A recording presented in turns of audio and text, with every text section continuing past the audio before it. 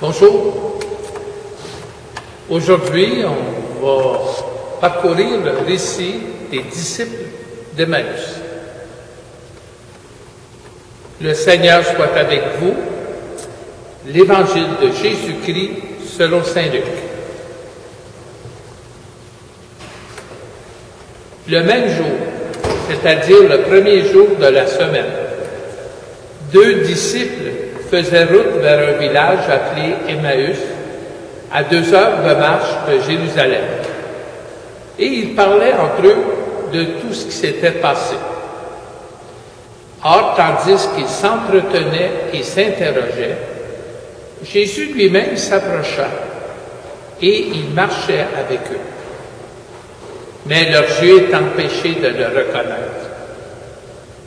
Jésus leur dit: « De quoi discutez-vous en marchant? » Alors ils s'arrêtèrent tout tristes. L'un des 2, nommé Cléophas, lui répondit: « Tu es bien le seul étranger résidant à Jérusalem qui ignore les événements de ces jours-ci. » Il leur dit: « Quels événements? » Ils lui répondirent: « Ce qui est arrivé à Jésus de Nazareth, cet homme qui était un prophète puissant par ses actes et ses paroles, devant Dieu et devant tout le peuple. Comment les grands prêtres et nos chefs l'ont livré. Ils l'ont fait condamner à mort et ils l'ont crucifié. Nous espérions que c'était lui qui allait délivrer Israël. Mais avec tout cela, voici déjà le 3e jour qui passe depuis que c'est arrivé. » À vrai dire, des femmes de notre groupe nous ont remplis de stupeur. Quand dès l'aurore, elles sont allées au tombeau, elles n'ont pas trouvé son corps. Elles sont venues nous dire qu'elles avaient même eu une vision des anges qui disaient qu'il est vivant. Quelques-uns de nos compagnons sont allés au tombeau et ils ont trouvé les choses comme les femmes l'avaient dit. Mais lui, ils ne l'ont pas vu. Jésus leur dit alors: « Esprit sans intelligence, comme votre cœur est lent à croire tout ce que les prophètes ont dit, ne fallait-il pas que le Christ souffrit cela pour entrer dans sa gloire? » Et partant de Moïse et de tous les prophètes, il leur interpréta dans toute l'Écriture ce qui le concernait. Quand ils approchèrent du village où ils se rendaient, Jésus fit semblant d'aller plus loin, mais ils s'efforcèrent de le retenir. « Reste avec nous, car le soir approche et déjà le jour baisse. » Il entra donc pour rester avec eux. Quand il fut à table avec eux, ayant pris le pain, il prononça la bénédiction, et l'ayant rompu, il le leur donna. Alors leurs yeux s'ouvrirent, et ils le reconnurent. Mais Jésus disparut à leur regard. Ils se dirent l'un à l'autre: « Notre cœur n'était-il pas brûlant en nous, tandis qu'il nous parlait sur la route et nous ouvrait les Écritures? » À l'instant même, ils se levèrent et retournèrent à Jérusalem. Ils y trouvèrent réunis les 11 apôtres et leurs compagnons, qui leur dirent: « Le Seigneur est réellement ressuscité. Il est apparu à Simon-Pierre. » À leur tour, ils racontaient ce qui s'était passé sur la route et comment le Seigneur s'était fait reconnaître par eux à la fraction du pain. Acclamons la parole de Dieu. Louange à toi, Seigneur Jésus. J'ai eu la chance dans ma vie de faire un pèlerinage en Terre Sainte. Je me souviens que lorsque j'étais arrivé à Tel Aviv, Israël, on était embarqué dans l'autobus du groupe et il y avait une guide juive qui nous a accueillis dans l'autobus et qui nous a, en chemin vers Jérusalem, nous expliquait un peu les détails du voyage, comment on était pour s'organiser, les hôtels, les bagages, même la rotation des sièges dans l'autobus à chaque jour. Tout d'un coup, elle nous a fait un commentaire de voyage. Elle dit, regardez à votre gauche, vous avez le village d'Emmaüs.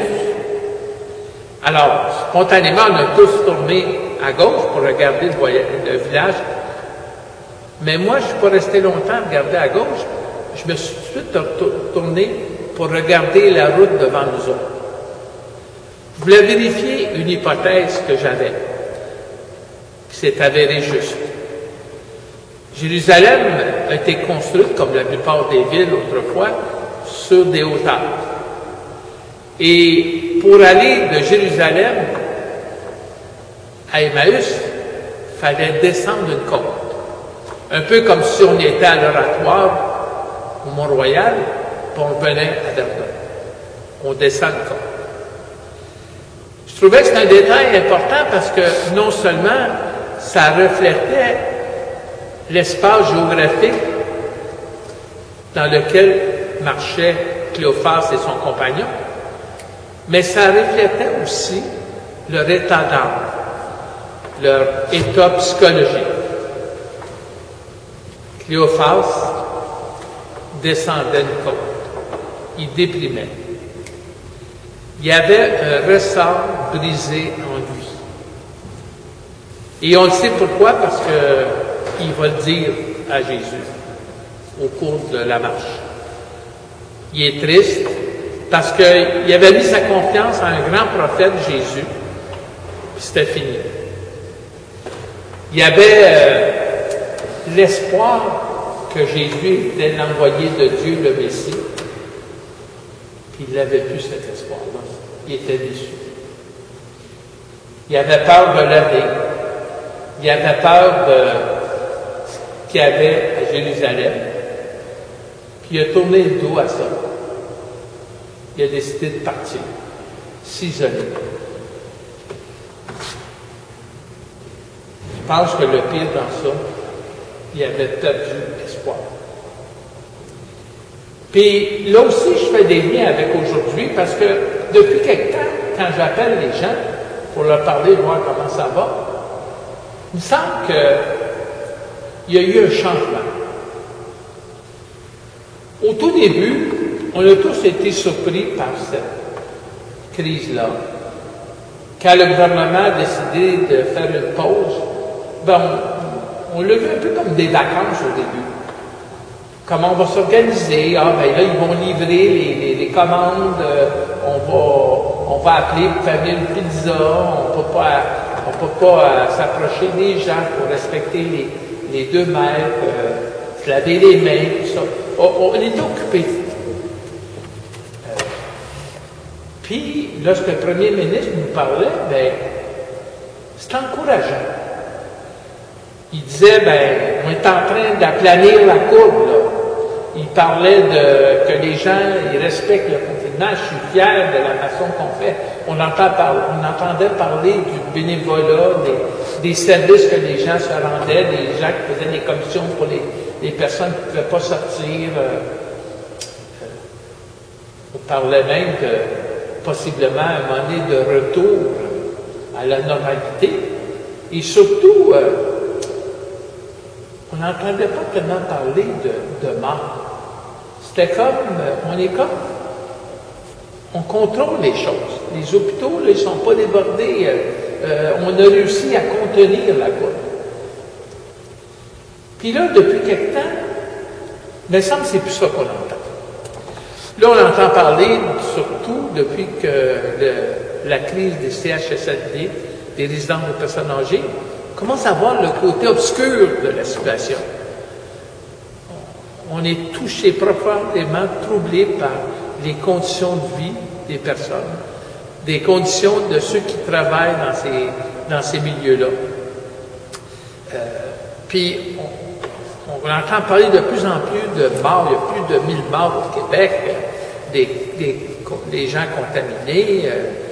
Et surtout qu'il y a comme de moins en moins d'espoir. Bon, on peut commencer à parler de sortir du confinement, mais en même temps, on nous dit, on a peur qu'il y ait une autre vague à l'automne. Puis on parle d'un vaccin qui peut-être va venir dans 1 an, puis peut-être même dans 2 ans. Puis ça, on a l'impression que ça a comme brisé le ressort de beaucoup de gens.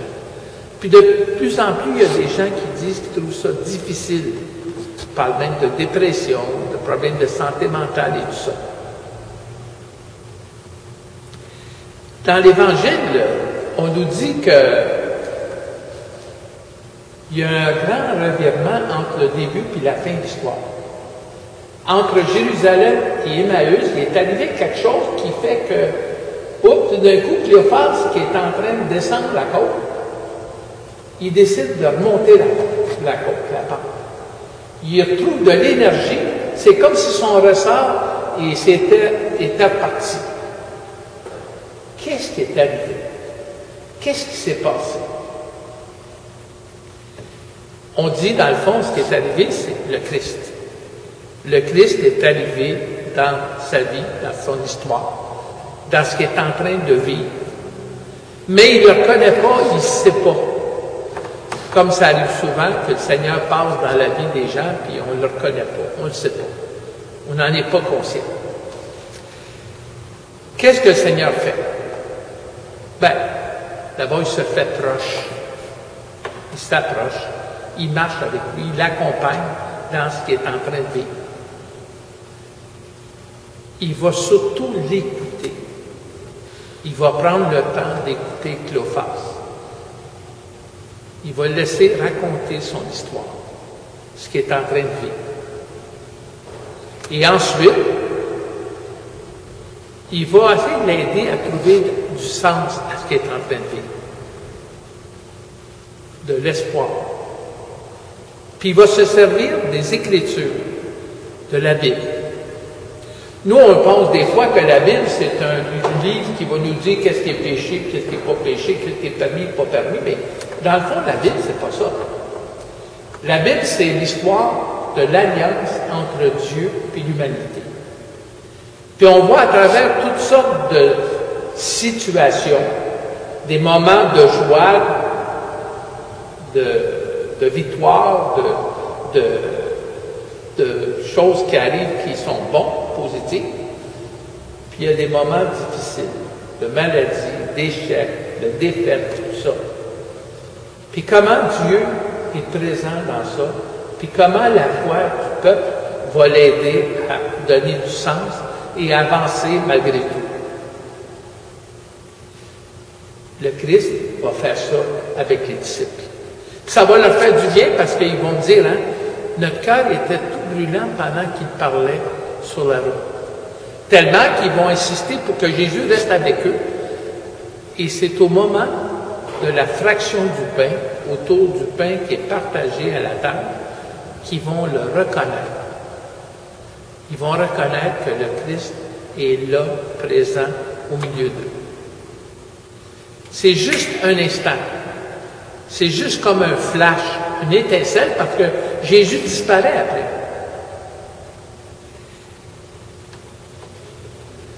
Cette image-là de Jésus qui disparaît, ça me montait à moi une autre image. Ça vous a peut-être déjà arrivé, ceux qui conduisent des voitures, l'auto, elle n'avance plus. On dit la batterie est à terre. Puis quand la batterie est à terre, pas moyen d'avancer. Dans ce temps-là, on a besoin d'un bon samaritain qui va s'approcher de nous, qui va sortir ses câbles de démarrage, puis il va connecter les fils. Il va faire le lien entre sa voiture et la nôtre. Puis il va partir sa voiture. Et cette étincelle de feu va repartir, va recharger notre batterie. Et la voiture, rechargée, va pouvoir reprendre sa vie. C'est un peu l'image de ce que le Christ a fait avec Cléophas et son compagnon. Dans le fond, ça nous arrive tous, à certains moments de notre vie, de passer à une période difficile. Parlant de période difficile, là, on ne voit pas clair. Puis à un moment donné, quand on en est sorti, quelques temps après, peut-être des fois plusieurs années après, puis on fait un retour en arrière, on se rend compte qu'il y a eu des personnes qui, à un moment donné, ont passé dans notre vie, puis qui nous ont aidés. Des fois, on va même dire que c'était comme des anges qui sont venus dans notre vie nous aider.